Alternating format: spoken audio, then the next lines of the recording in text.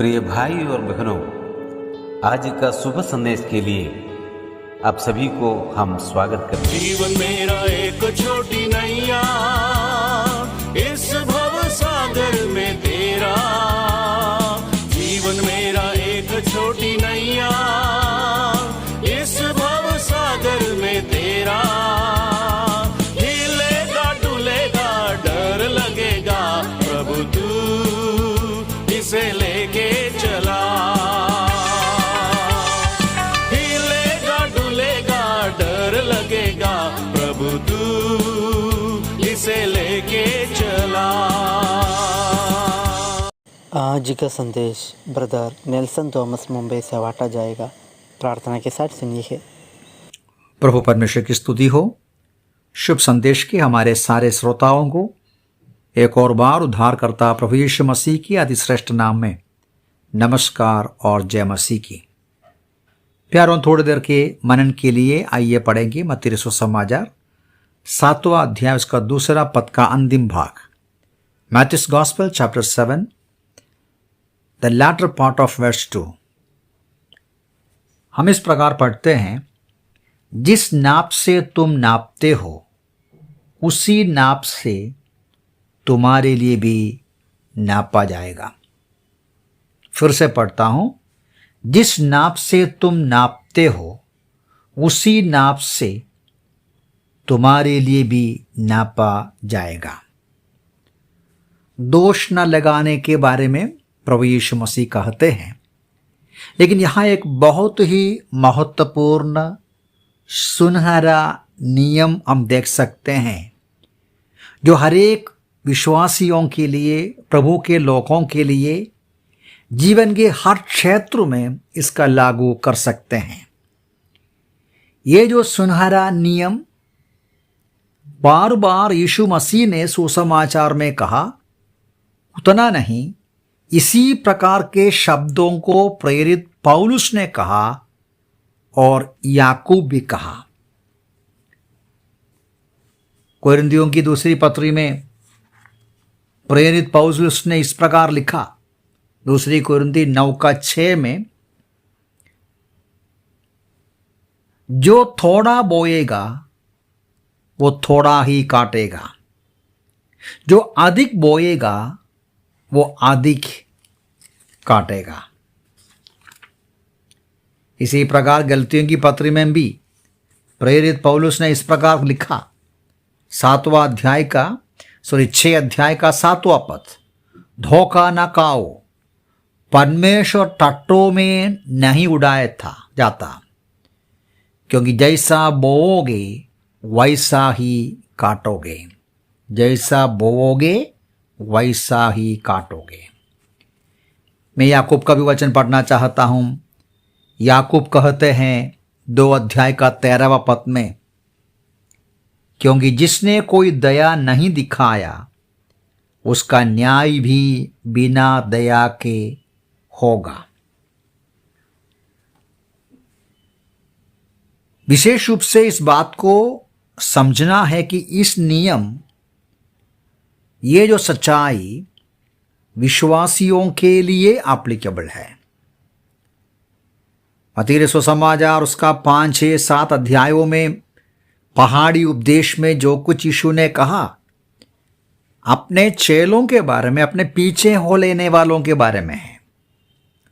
और यहां खास तौर से विश्वासियों का एक दूसरे के साथ जो संबंध है, जो मन का जो भावना होता है, उसके संबंध में कहते हैं कि जो नाप से तुम नापते हो उसी नाप से तुम्हारे लिए भी नापा जाएगा।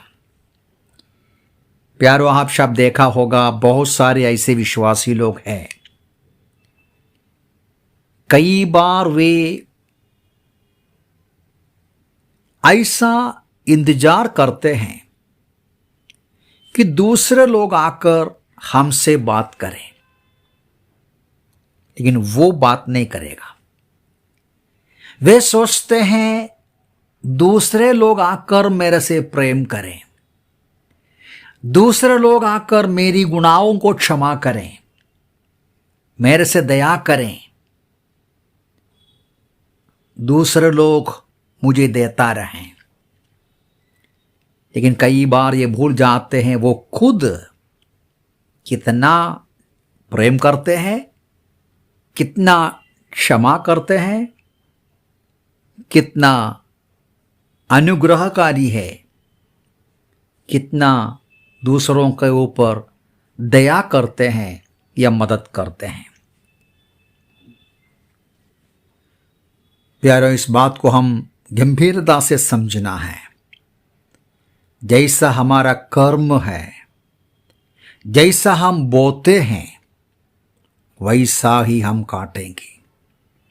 इसके विरुद्ध में बिल्कुल हम इंतजार नहीं कर सकता।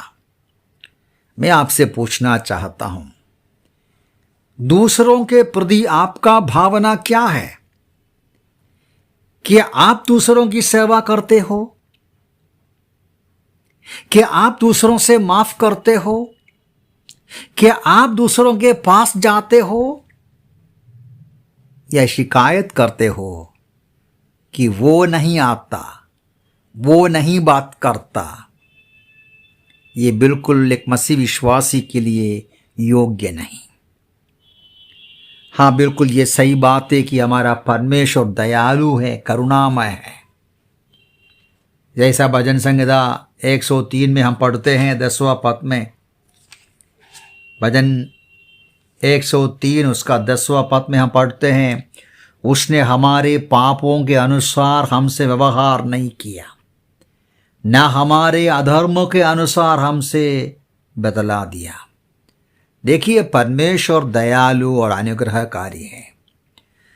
परमेश्वर हमसे प्रेम किया, हमारे ऊपर दया किया, हमें क्षमा किया, हमारी योग्यताओं के आधार पर नहीं, अयोग्यताओं के बावजूद भी, हम कितना अयोग्य अभागा लोग होने के बावजूद भी अपना पुत्र प्रभु यीशु मसीह के द्वारा हमसे प्रेम किया, हमें क्षमा किया, हमें धो डाला, हमें अपना संतान बनाया, हमें स्वर्ग की सारी आशीषों से भर दिया। प्यारों, इस वजह से जैसा परमेश्वर हमसे प्रेम किया, दया किया, करुणा किया, हमें दूसरों से भी उसी प्रकार का प्रेम, दया और करुणा करना अवश्य है। प्रभु यीशु मसीह हमसे चाहते हैं।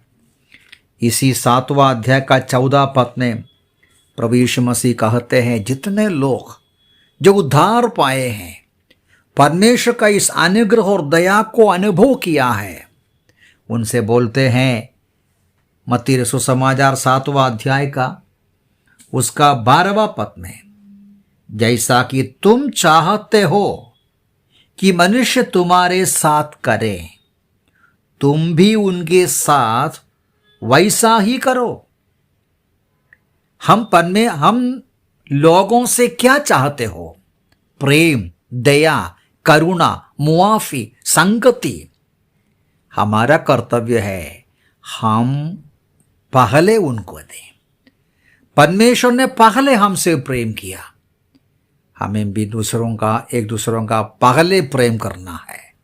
उनके लिए हम सहनशीलता दिखाना है, करुणा दिखाना है, उनके लिए संगति दिखाना है।